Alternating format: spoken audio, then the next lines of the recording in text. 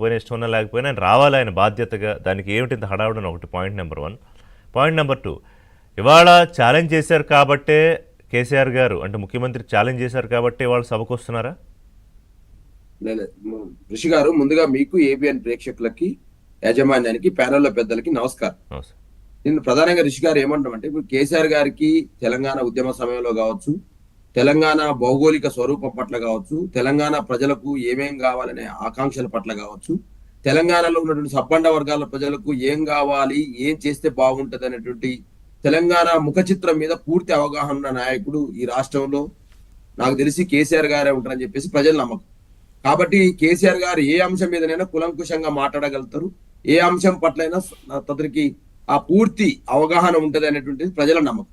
కాబట్టి కేసీఆర్ గారు వాస్తవానికి మేము కేసీఆర్ గారు కావచ్చు, బీఆర్ఎస్ పార్టీగా మేము కొన్ని అవకాశాలు ఏమి ఇచ్చినామంటే, ఇక రేవంత్ రెడ్డి గారు కొత్తగా ముఖ్యమంత్రి. ఇప్పుడు ప్రజలు కూడా ఏమనుకుంటారండి, కొత్తగా మేము ఏదైనా మాట్లాడితే అరే వాళ్ళు వచ్చి 6 నెలలు కూడా కాలేదు, సంవత్సరం కూడా కాలేదనే మాట మొదట్లో వచ్చింది.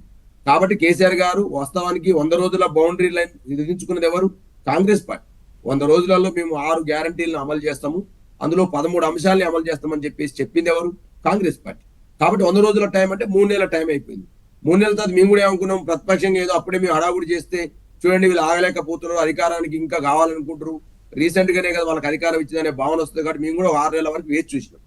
6 నెలల తర్వాతకి అంతకంటే ముందు మేము మొదటగా స్పందించింది, కేసీఆర్ గారు స్పందించట్లేరనే మాట అవాస్తవం. రేవంత్ రెడ్డి అన్నట్టు ఏదైతే నాగార్జున సాగర్ సంబంధించి ఇలా సెంట్రల్ ఫోర్సెస్ ని వాటి మీద ఇచ్చినప్పుడు, శ్రీశైలం ఏమో ఆంధ్రప్రదేశ్ ప్రభుత్వం ఆధీనంలో ఉంటది, నాగార్జున సాగర్ డ్యామ్ ఏమో తెలంగాణ ప్రభుత్వం ఆధీనంలో ఉంటది. నాగార్జున సాగర్ డ్యామ్ సంబంధించిన అధికారాలని సిఆర్పిఎఫ్ బలగాలు చేతిలోకి వెళ్తున్నప్పుడు దాని మీద ఆందోళన చేసింది ఎవరు? BRS party. అదేవిధంగా నల్గొండలో మీటింగ్ పెట్టి కేసీఆర్ గారు అటెండ్ అయిన సందర్భాన్ని కూడా ఇలా ఏబిఎన్ ద్వారా గుర్తు చేస్తా ఉన్నా. అదేవిధంగా ప్రతి సందర్భంలో కూడా కేసీఆర్ గారు స్పందించారు ప్రతిపక్ష నాయకుడిగా. అసెంబ్లీకి సందర్భంలో ఏంటంటే తను ఆరోగ్య పరిస్థితులు బాగాలేకపోవడము, తను కాలు జారి పడిపోవడము, హాస్పిటల్లో ఉండడము, ఇవన్నీ అంశాలు కొంత మన శాసనసభ రాకపోవడం. ఇంతకు ముందు సెషన్ లో వారు అప్పుడు అంత అనారోగ్యంతో ఏం లేరు, వారు బాగానే ఉన్నారు కానీ రాలేదు. ఒక దశలో ఏమన్నారంటే నీకు సమాధానం చెప్పడానికి అవసరం లేదు, పిల్లలు సరిపోతారు అన్నారు కేటీఆర్ హరీష్ రావును ఉద్దేశించి. రెండోసారి అసెంబ్లీకి సమావేశాలు అటెండ్ అయినప్పుడు తను స్టిక్ తో అటెండ్ అయ్యాడు. ఇంకొక అంశం కూడా నేను ఏబిఎన్ ద్వారా చెప్తా ఉన్నా. దానికి ఒక ఎల్ఓపి లీడర్ గా శాసనసభ నియమ నిబంధనల ప్రకారం, శాసనసభ సంబంధించిన వ్యవహారాల మంత్రిత్వ శాఖ వ్యవహారాల ప్రకారం ఎల్ఓపి లీడర్ గా తను రావచ్చు. ఒకవేళ సందర్భంలో తను అటెండ్ కాని సందర్భంలో ఆ అంశాల పట్ల మా పార్టీలో ఎక్స్పర్ట్స్ ఎవరైతే ఉన్నారో వారు మాట్లాడే అవకాశం ఉంటుంది. ఇప్పుడు విద్యుత్ ఒప్పందాల విషయం ఉందనుకోండి, అంతకుముందు మాజీ విద్యుత్ శాఖ మంత్రిగా పనిచేసిన జగదీష్ రెడ్డి గారికి ఆ బాధ్యతలు అప్పచెప్పడం, తను దాని మీద మాట్లాడడం.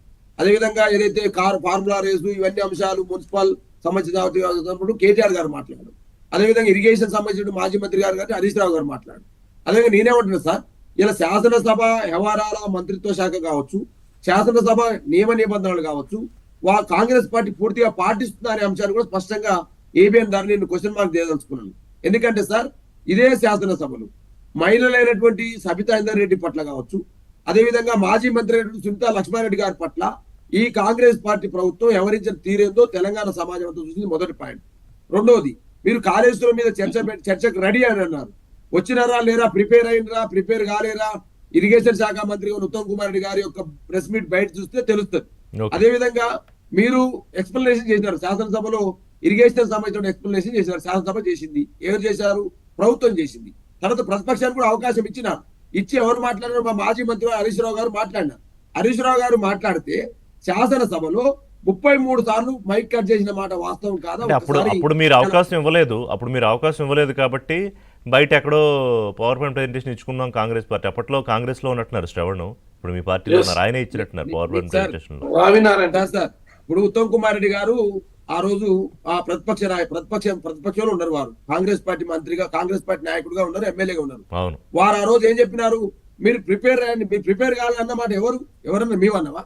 ఆ రోజు శాసనసభలో ప్రతిపక్ష ఎమ్మెల్యేగా ఉత్తమ్ కుమార్ రెడ్డి గారికి మాట్లాడమని మేము చెప్తే మేము ప్రిపేర్ అయ్యి రాలేమన్నారు. అంటే వాస్తవాన్ని నేను ఏం చెప్తున్నంటే ఋషి గారు, కాంగ్రెస్ పార్టీకి కానీ కాంగ్రెస్ పార్టీ ఎమ్మెల్యేలకు కానీ ఈ రాష్ట్రంలో ఇరిగేషన్ ఏంటి, అసలు మోసం చేసిందే వాళ్ళు కదా. 2006లో రాష్ట్రంలో ఇరిగేషన్ అంటే కేసీఆర్ గారికి తప్ప ఇంకెవరికి తెలియదు అంటారు మీరు.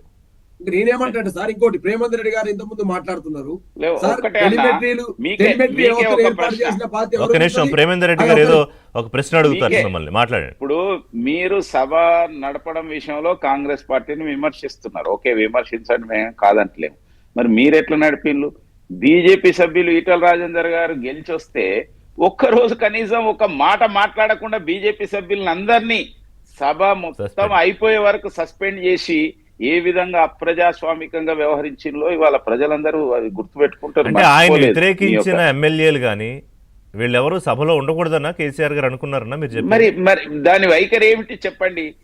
ఎవరైనా ఆ విధంగా ఎవరైనా ఏదైనా పొరపాటు మాట్లాడితే ఒక ఒక గంటనో లేకపోతే ఒక రోజో అవును. సస్పెండ్ లేదో చేస్తారు. అంతా ఒక మొత్తం 2 రోజులు సభ చేయొచ్చు. పూర్తి అయిపోయే వరకు అందరు బీజేపీ సభ్యులను అసలు అది ఎంత అప్రజాస్వామికమైన ఇవాళ కేసీఆర్ గారు కానీ బీఆర్ఎస్ పార్టీ కానీ ఏం మాట్లాడుతుంది ఓకే. కాంగ్రెస్ పార్టీ విషయంలో. ప్రేమేందర్ రెడ్డి గారు- రెండోది సభ్యులను ప్రేమేందర్ రెడ్డి గారు- చేర్చుకోవడంలో వాళ్ళు ఎట్లా వ్యవహరించాలో వీళ్ళు ఓకే, అది మాట్లాడదాం, చేసుకోవడం విషయం ఒకటే. మాట్లాడదాం. నాకు ఒక్క విషయం చెప్పండి బిఫోర్ గోయింగ్ టు చరణ్ గారు, బాలరాజు గారు. ఒకటి, రేవంత్ రెడ్డి ముఖ్యమంత్రిగా ఉండగా సభకి రావడానికో ప్రతిపక్ష స్థానంలో కూర్చోవడానికో కేసీఆర్ గారికి ఇష్టం ఉందా లేదా? Point number 1. ఎందుకంటే మొన్న ఎక్కడ ఆయన రేవంత్ రెడ్డి గురించి మాట్లాడలేదు, ముఖ్యమంత్రి అనే ప్రస్తావన తేలేదు, ఏదో తోలు తీస్తాం అనేది వార్నింగ్ ఇచ్చారు, కానీ అది బ్లాంకెట్ లాగా అందరికీ ఇచ్చినట్టు ఇచ్చారు. పాయింట్ నెంబర్ 2, ఇప్పుడు ఆయన వచ్చి ఒక్కరోజు వాళ్ళు ఉండి వెళ్ళిపోతారా, సెషన్ మొత్తం వస్తారా? సార్ నేనేమంటున్నా అంటే సార్, శాసనసభకు ఎన్నిసార్లు ఇప్పుడు పార్లమెంట్ ఉందనుకోండి, పార్లమెంట్ లో ప్రతిసారి అటెండెన్స్ ఇస్తా ఉంటారు. అది వదిలేయండి, పార్లమెంట్ కాదు, ఇక్కడ ఇప్పుడు మన కాంటెక్స్ట్ ఏంటంటే కేసీఆర్ గారు అసెంబ్లీ, నా క్వశ్చన్ వినాలి మీరు. నా question కేసీఆర్ గారు అసెంబ్లీ, ఇదే కాంటెక్స్ట్. తెలుగు సమాజం అంతా చూస్తున్నా, ఆన్సర్ కూడా వినాలి మీరు. క్వశ్చన్ వేసినప్పుడు ఆన్సర్ కూడా వినాలి. పార్లమెంట్ లో పార్లమెంట్ సభ్యుల యొక్క హాజరు శాతాన్ని ప్రతి సంవత్సరము ప్రతి సభలో విడుదల చేస్తారు. ఎవరు ఎంతమంది సభ్యులు ఎన్నిసార్లు పోయారు ఎన్నిసార్లు రాలేరనే అంశాన్ని చేస్తారు. అది తెలుగు శాసన ఎంపీలు కూడా ఎంతమంది అటెండ్ వస్తుంది. శాసనసభలో కూడా శాసనసభ్యుల హాజరు ఉంటది, ఎన్నిసార్లు అటెండ్ అయ్యారు ఎన్నిసార్లు వచ్చారనేది ఉంటది.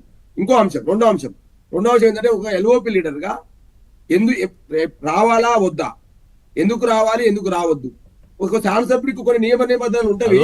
అది ఓకే బాలరాజు గారు, నేను అడిగింది ఏంటంటే మీ ఇష్టాలు డిస్క్రిషనరీ గురించి అడగట్లా, నా డౌట్ అడిగాను, అది చెప్తే చెప్పండి. ఇప్పుడు కేసీఆర్ గారు రేవంత్ రెడ్డి ముఖ్యమంత్రిగా సభానాయకుడిగా ఉండగా రావడం ఇష్టం లేదా ఉందా? ఇవాళ వస్తున్నారు, సెషన్ అంతా వస్తారా, ఇవాళ వచ్చి వెళ్ళిపోతారా? అదే నా ప్రశ్న, అంతే. రిషి గారు నేనేమంటే ఇవాళ 2 అంశాలు నేను మాట్లాడిన మాట్లాడిన తర్వాత మీరు వేరే నేను అడిగిన దాన్ని తప్ప మీరు ఏదో చెప్తున్నారు, అందుకని నేను రిటర్న్ అండి. కేసీఆర్ గారు ఈ రోజు అటెండ్ అవుతారు. వీరు ఒకవేళ శాసనసభను ఏదో శాసనసభ ప్రతిపక్ష నాయకుల్ని విమర్శించడం కోసమే శాసనసభ నిర్వహించుకుంటే వచ్చి కూడా వ్యర్థం. ఓకే, ఇవాళ శాసనసభలో ప్రజల అంశాలన్నీ కూడా చర్చించాలి. అండర్స్టూడ్. సో ఒక బ్రేక్ తీసుకుంటా. చరణ్ గారు, శాసనసభకి ఇవాళ కేసీఆర్ గారు వస్తే మీరు ఒకవేళ ఇచ్చిన మాట నిలబెట్టుకుని గౌరవిస్తే సభలో ఉంటారు.